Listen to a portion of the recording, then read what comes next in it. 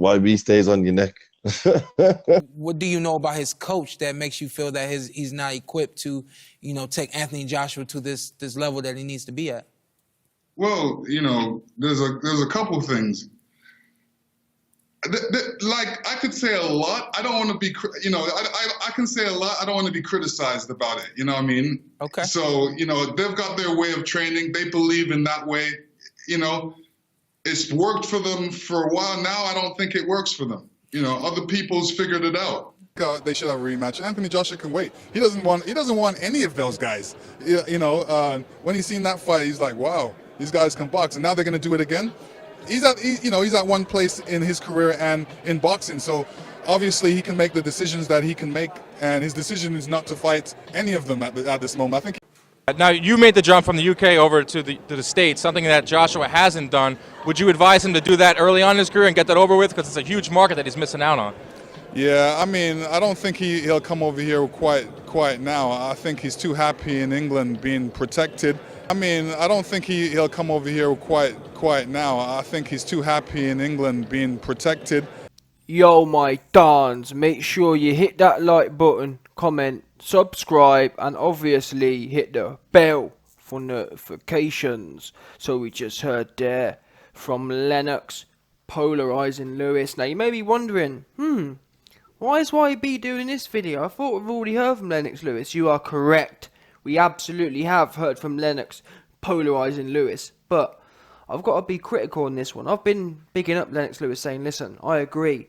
Anthony Joshua, just like Lennox Lewis had to learn from new coaches, Anthony Joshua also needs to learn from new coaches. Simple as that. I think they're both Olympic gold medalists, so there's not as if, oh well, Lewis was any different. They're literally one for one, more or less the same. But yet Lennox can appreciate you need to learn and move on. Lennox's coaches are humble enough and introspective enough to understand I want the best for him. Not the best for my bank balance, Rob McCrappen. I want the best for Joshua. Therefore, you need to learn and move on. McCrappen was limited as a fighter and limited as a trainer. Someone show me some evidence of Rob McCracken's fighters getting better. Take AJ. And let's go, bearing in mind, let's go on the line of questioning that Anthony Joshua was 100%. That's what he's telling us. People keep telling me, Eddie Hearn keep telling me, people in the comments keep telling me, oh, yeah, yes, YB, actually, Anthony Joshua even said himself he was 100%, so you're right, yeah. Let's say AJ was 100%. Well, if he was 100% on that night, he's gone backwards. If AJ was normally fighting at around an 80 out of 100, AJ that night looked about a 30 out of 100. So Rob McCracken, in 5 years, has sent him back 50 paces. Fact. You can't have it both ways. If you want to say you were perfect, that shows that you are not the fighter you once was. You're getting much, much worse. Completely confused. So on that basis, as I was saying, I bigged up Lennox Lewis for calling a spade and putting it on Joshua. But I've got to become critical now and say that I'm disappointed in Lennox Lewis. He's failed on Twitter, in this interview, he's failed everywhere to actually highlight to Joshua where he's going wrong. And you realise in a minute why it frustrates me. You may be thinking, well, and if he doesn't want to become across as a cock, then that's his right to do so. Well, my issue with that is, Lennox the hater Lewis, Lennox polarising Lewis, he's had no problem. Yeah? Where do you think he gets the name Lennox polarising Lewis from? He's had no problem. When it was a negative thing, he had no problem coming out publicly and roasting Joshua. Saying, oh yeah, Joshua saw the Wilder and Fury fight. He doesn't want any parts of them. Yeah, he's too happy being protected in the UK. Yeah, he don't want any parts of them too. He saw how they can box. He don't want no problem. He don't want no smoke with Wilder and Fury. Very volatile comments. He's come out in the past and said other things. Oh yeah, this Ruiz fight's no good. Yeah, Joshua, yeah, he's scared in the UK. Proper vicious comments. Proper polarising. Proper hateful comments. But now, all of a sudden, now, when it comes to actually adding some value to Joshua, and like Lennox Lewis said himself, Lennox Lewis said, I learnt a lot from George Foreman's commentating.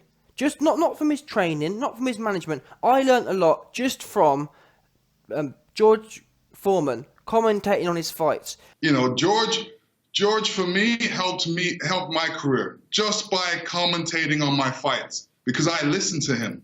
And then, if I would go into a fight and they would say, yeah, he's not throwing that jab and that, he's not being authoritative with the jab, I would go and train and come back and be authoritative with that jab.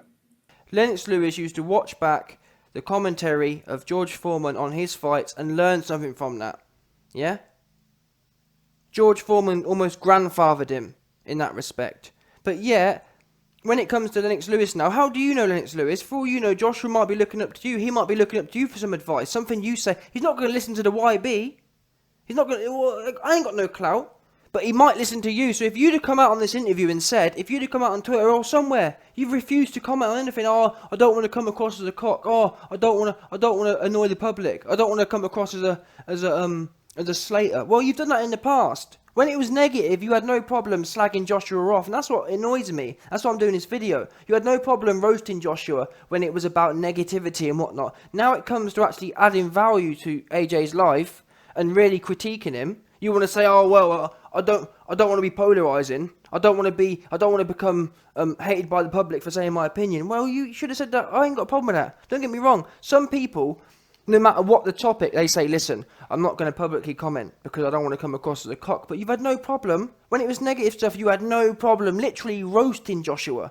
You weren't worried about the public backlash then. But now when it comes to doing positivity, all of a sudden, Lennox polarizing Lewis has, oh, well, I couldn't possibly tell him what's wrong. Yeah, that would be rude of me. Well, you were talking about how he was scared to fight out of the UK. You were talking about how he was protected. You were talking about how he was shook to fight Fury and Wilder after watching their draw performance.